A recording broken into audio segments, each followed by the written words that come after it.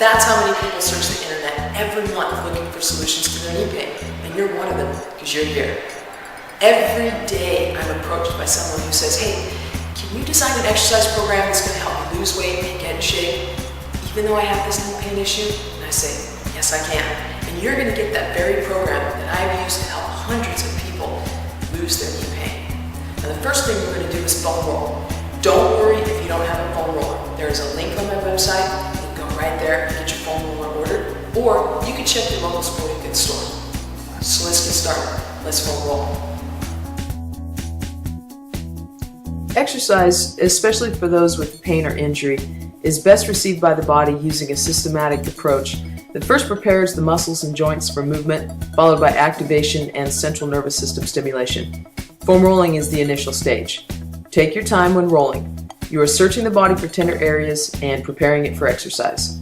Once a tender area is located, roll 30 or more strokes over that area until you feel the discomfort dissipate by 40% or so.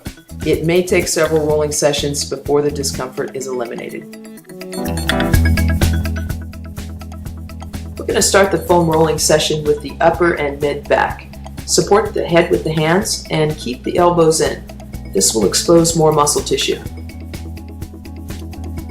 Keep your anterior core tight, and if you feel any popping, this is likely your spine realigning itself. Now we're moving on to the rear shoulder, shoulder stabilizers, and the lats. Support your head with your hands and keep your anterior core tight. You want to search the back of the shoulder where the arm connects to the torso especially. Sitting at a desk in front of a computer can make this area very tender.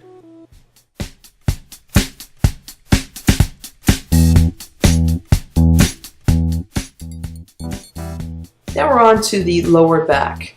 With your forearm down, you're going to begin to search from below the last rib all the way down to the hip. Use your leg to create the momentum for the roll, supporting yourself with your abdominals and your forearm. You're going to search just outside the spine to your body's lateral line. This is the glute hip rotator area. Cross the leg over the opposite knee and search from the tailbone to the hip. You can also change the position of the knee to expose more muscle tissue. If you have knee issues, this is an area of special interest. A lack of mobility, stability, and strength in the hip complex can often translate into knee pain.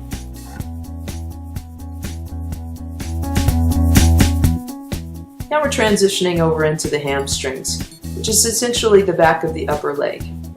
Press your legs into the roller, and you may also change your foot position to access the inner and outer portions of the hamstrings.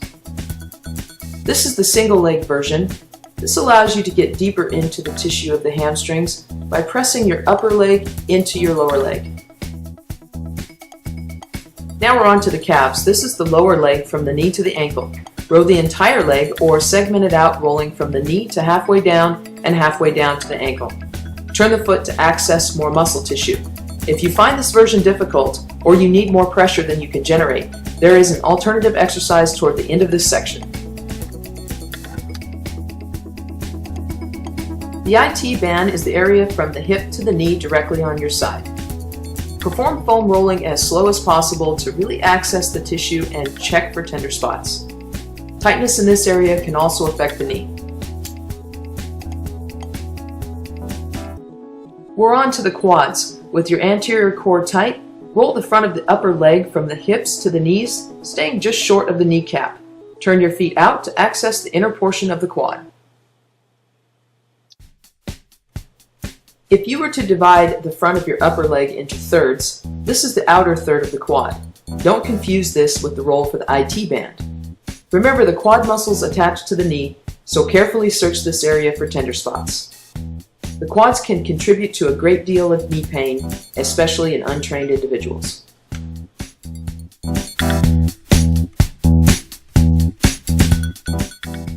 Next, the internal hip rotators and flexors, essentially the groin area. Break this up into halves or thirds and roll each independently. Take your time, this area can be very tender. If you become tired, move to your forearms and keep your anterior core tight.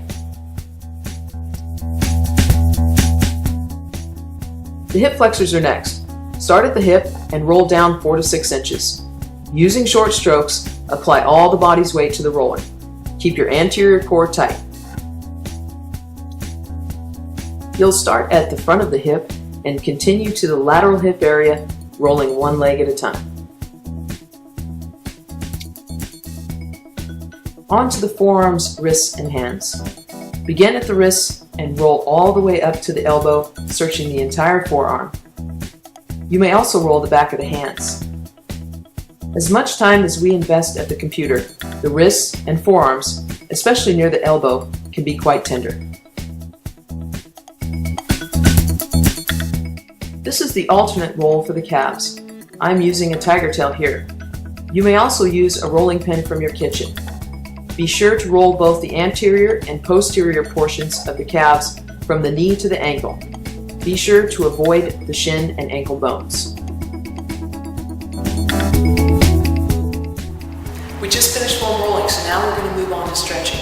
Now stretching is really important because we got to get you more flexible. Tightness can cause inhibition in joints and in muscles, and we need to get you moving freely again. So let's go stretch.